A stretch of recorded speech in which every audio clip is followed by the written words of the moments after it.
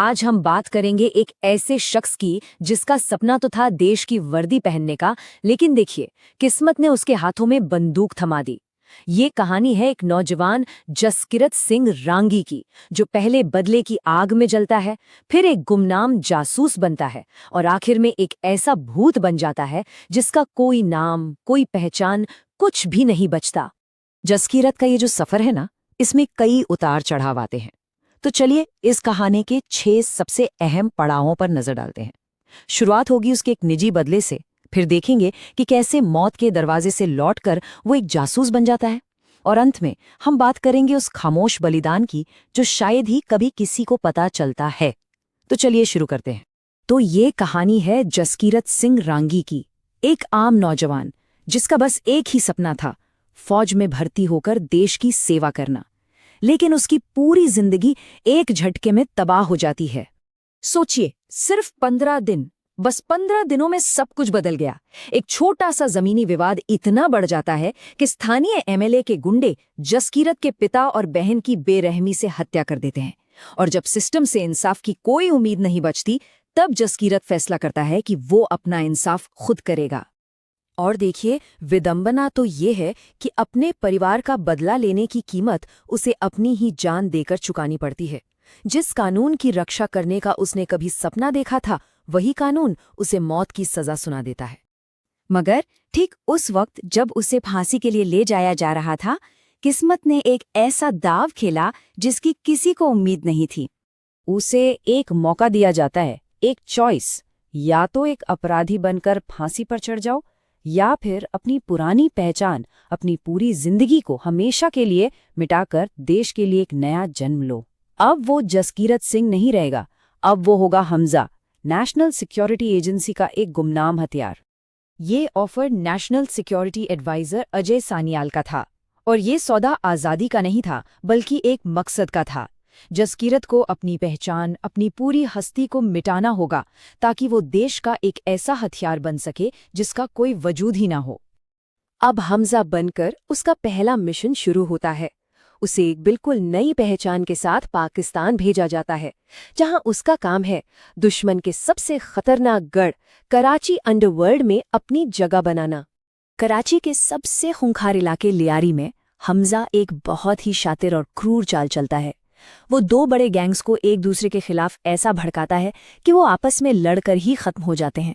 और जब मैदान साफ हो जाता है, तो हमजा खुद कराची के अंडरवर्ल्ड का बेताज बादशाह बन बैठता है। और कराची का किंग बनने के बाद हमजा का असली काम शुरू होता है, आतंकवादी नेटवर्क को अंदर से ही दीमक की तरह खत्म करना। अब वो एक एक करके भारत के सबसे बड़ी दुश्मनों को ठिकाने लगाना शुरू करता है।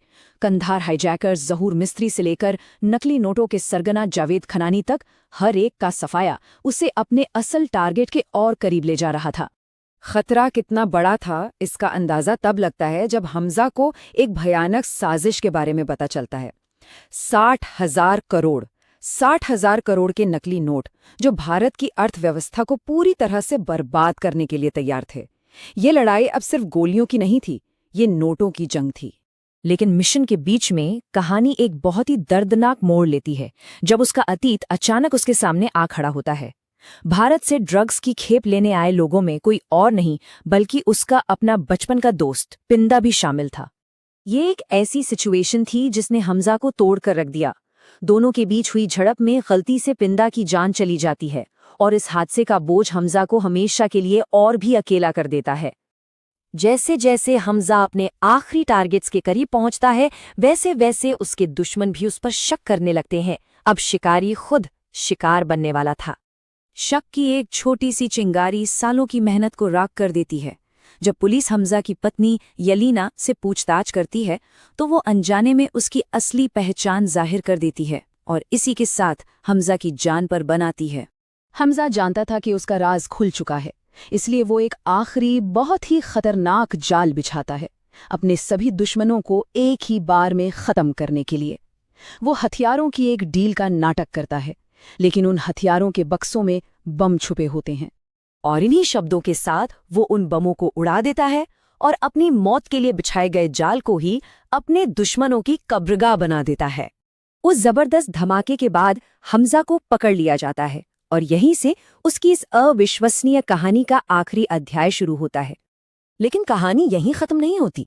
असली और सबसे बड़ा ट्विस्ट तो अब आने वाला था। ये खुलासा होता है कि हमजा का ससुर जमील असल में पिछले 45 सालों से पाकिस्तान में भारत का सबसे बड़ा और सबसे गहरा जासूस था।